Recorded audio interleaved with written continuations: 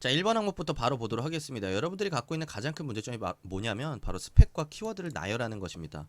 뭐 도전 정신이 있다, 분석력이 있다, 커뮤니케이션 역량을 키워왔다, 인턴을 몇 번을 했다, 어떤 인턴에서 내가 이렇게 성과를 내봤다 라는 식으로 본인을 자랑하기에 매우 바쁜데요. 이렇게 접근해봤자 여러분들은 다른 경쟁자와 차별화가 매우 어렵습니다. 어차피 내가 정량적 스펙과 성과로 내가 비비는 거라고 한다면 다른 지원자들, 나보다 더 좋은 스펙과 경험이 있는 지원자들이 더 돋보일 수밖에 없습니다. 그러니까 어떻게 보면 서로 스펙 잔치하면서 누구 스펙이 뛰어나나 싸워봅시다 라고 접근을 하는 방식이 바로 이런 방식이라고 생각을 하시면 되겠습니다. 보는 입장에서 어차피 이력사항을 통해 판단할 수 있는 그런 주요 경험들을 여기서 다시 보여주느니 오히려 여러분들만의 가지고 있는 색깔이나 여러분들만의 개성을 이 1번 항목에서 보여주는 게 굉장히 중요하다고 할 수 있습니다. 자, 그리고 오히려 스펙이 조금 내가 다른 지원자들에 비해서 스펙이 많지가 않고 여리하다, 오히려 더 자연스럽게 여러분들만의 방식으로 접근하실 수가 있습니다. 스펙이 뛰어난 지원자들, 스펙이 많다라는 것만 보여주다 보니까 오히려 색깔 없이 자소서를 쓰게 될 가능성이 높은데요. 오히려 쫄지 마시고 여러분들의 색깔 충분히 보여줄 수 있다라는 생각 가지시면 좋을 것 같습니다. 자, 그래서 이렇게 두 가지 사례를 좀 비교해봤습니다. 첫 번째, 뭐 마케팅에 필요한 분석력, 커뮤니케이션, 인턴 경험, 팀 리딩 경험 이런 것들 자기 자랑이죠. 그냥 자기 자랑밖에 안 됩니다. 본인을 소개하는 게 아니라 그냥 본인의 스펙 나열이에요. 전혀 의미가 없습니다. 자, 그런데 이제 두 번째 사례 제가 좀 이제 간략하게 써봤는데, 남들과 같을 바에는 하지 않겠다. 내 인생의 신념이다. 남들 같은 삶을 살고 같은 생각을 하면서 어떻게 남들과 다른 삶을 살겠다는 생각을 할 수 있겠냐. 나는 그래서 대학교 2학년 때 돌연 휴학을 하고 붕어빵을 팔겠다고 생각했던 적이 있었다. 그러면서 어떤 활동을 했고 무엇을 느꼈고 무엇을 배웠고 나는 거기서 배운 이런 자신감과 가치관으로 지금까지 살아오고 있다. 신한카드에서도 이렇게 살겠다 라는 식으로 본인만의 주제 그리고 본인만의 스토리, 이걸 바탕으로 이야기를 끌어간다면 1번 항목부터 평가를 하시는 분들에게 시선을 확실하게 끌 수 있을 뿐만 아니라 자신만의 주제와 인생 스토리까지 남들이 가지지 못한 이야기로 자신만의 생각과 색깔을 드러낼 수 있다는 점 생각하시면서 1번 항목 다시 한번 생각을 해보시면 좋을 것 같습니다. 자, 2번 항목은 신한카드 선택한 이유와 지원 동기 간단하게 묻고 있고요. 그리고 10년 뒤에 본인과 신한카드의 모습을 묻고 있습니다. 입사 후 포부를 묻고 있습니다. 입사 포부 중에서도 신한을 어떻게 만들 거야? 너는 거기서 뭘 하고 있을 거야? 를 묻는 거라고 생각하시면 쉽게 접근할 수가 있습니다. 자, 근데 여기 지원 동기 플러스 입사 포부라고 말씀드렸는데 지원 동기 쓰실 때 좀 주의사항이 있습니다. 바로 뭐냐면 카드 산업을 선택한 이유 간략하게라도 좀 추가하시는 게 좋습니다. 왜냐하면 여러분들이 만약에 신한카드에 어떤 재밌는 마케팅 보면서 감동, 그래서 나도 그 재미에 동참하고 싶어서 지원했다라고 여러분들이 생각을 해보신다면 바로 맹점이 있습니다. 그렇게 재밌는 거 좋아하면 너 과자 회사 가지, 자 ICT 회사 가지, 플랫폼 기업 가지, 자 엔터 가지, 너 왜 재미난 거 하러 왜 카드사에 왔어? 이해가 안 돼 라는 부분에 대한 답변이 어렵겠죠.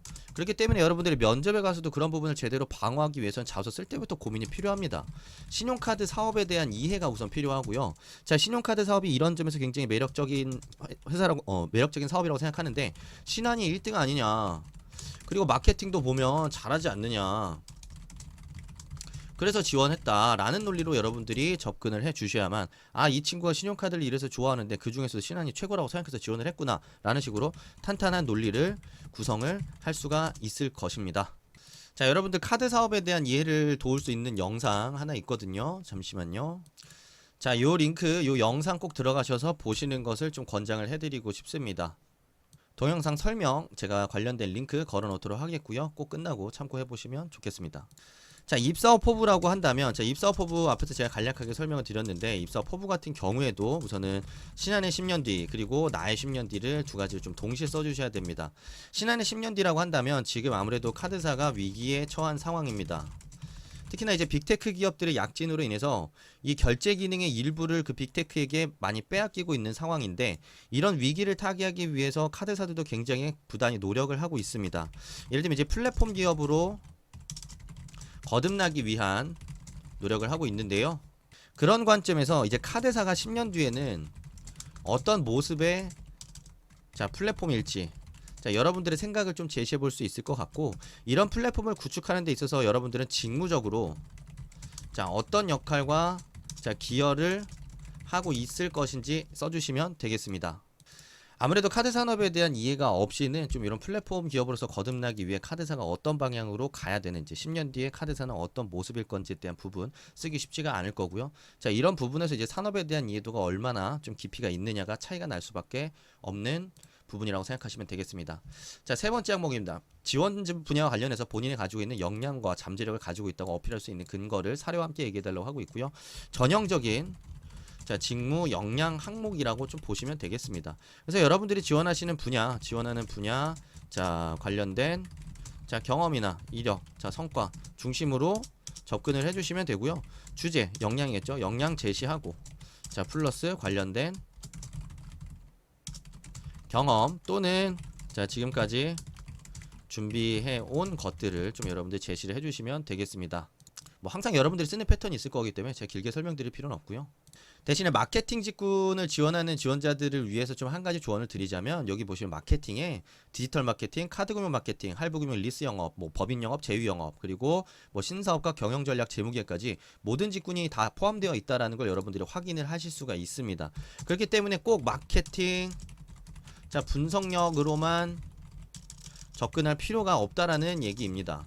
예를 들면 여러분들이 영업을 좀 대상으로 해서 영업 관리를 대상으로 해서 지원을 한다라고 가정을 하고 직무 역량을 쓰실 수도 있는 거고요. 뭐 전략이나 기획, 재무, 자, 그리고 회계와 같은 직군을 대상으로 해서 여러분들이 접근을 하셔도 좋습니다. 다만 직군을 너무 세분화해서 여러분 타겟을 할 경우에 예를 들면 인사와 같이 인사 직무에 필요한 어떤 역량을 가지고 있다라는 식으로 타겟팅을 하게 될 경우에는 인사 직무에 채용이 없을 수도 있기 때문에 조금 더 여러분들이 접근할 때 이왕이면 그냥 크게 봤을 때 마케팅, 자, 또는 영업, 자, 또는 그리고 스텝 직군 정도로 여러분들이 직군을 생각을 하면서 이 직군에 어떤 역량이 필요하다고 생각한다라고 접근을 하시면 조금 더 효과적으로 접근을 하실 수 있을 거라고 생각합니다. 자, 네 번째 항목, 살면서 소속감 가졌던 조직을 위해 발전을 위해 열의를 다했던 경험을 묻고 있습니다. 자, 조직을 위해 헌신했던 적이 있느냐 묻는 경험이고요. 사실 이런 항목은 그런 경험이 있으면 쓰면 됩니다. 자, 그래서 쓰게 되면 당연히 이런 상황이었을 거예요. 조직이 어려움이 있었겠죠. 자, 그래서 여러분들이 그 어려움을 마주했을 거고, 자, 그리고 그 어려움을 해결하기 위해서 행동에 나섰을 것입니다. 자, 그리고 그걸 통해서 좋은 결과가 나왔겠죠. 여기까지 쓰는 건 다 똑같습니다. 뭐 그런 상황이 있냐 없냐의 차이만 있었을 뿐, 없으면 찾아서라도 써야 되는 거고, 없어서 못 쓰겠다 그러면 안 쓰시면 되는 겁니다.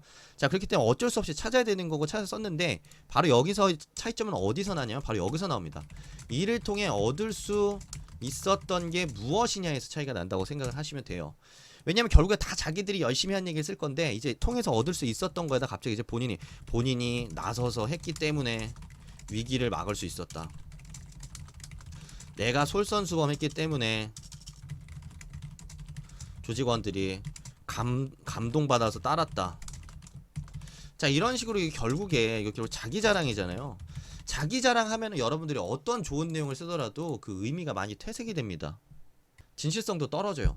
그렇기 때문에 여러분들이 얻을 수 있었던 점을 조금은 겸손하게, 조금은 담담하게 여러분들이 도출해 주시는 게 중요합니다. 막상 생각을 해보면 여러분들이 진짜 조직을 위해서 헌신했는지 안 했는지를 판단하는 부분은 어디냐면 이 부분입니다. 이 내용을 통해서 여러분들이 정말 이 친구가 이 조직을 위해서 정말 헌신을 했구나, 노력을 했구나, 많이 했구나, 기특하구나 라는 부분을 여기서 판단하는 거지, 여러분들이 여기서 아무리 뭐 내가 나서서 문제가 해결됐다, 내가 솔선수범해서 다 따라왔다 라는 식으로 아무리 자랑해봤자 오히려 여기서 잘 쓴 내용의 의미가 퇴색될 수밖에 없습니다.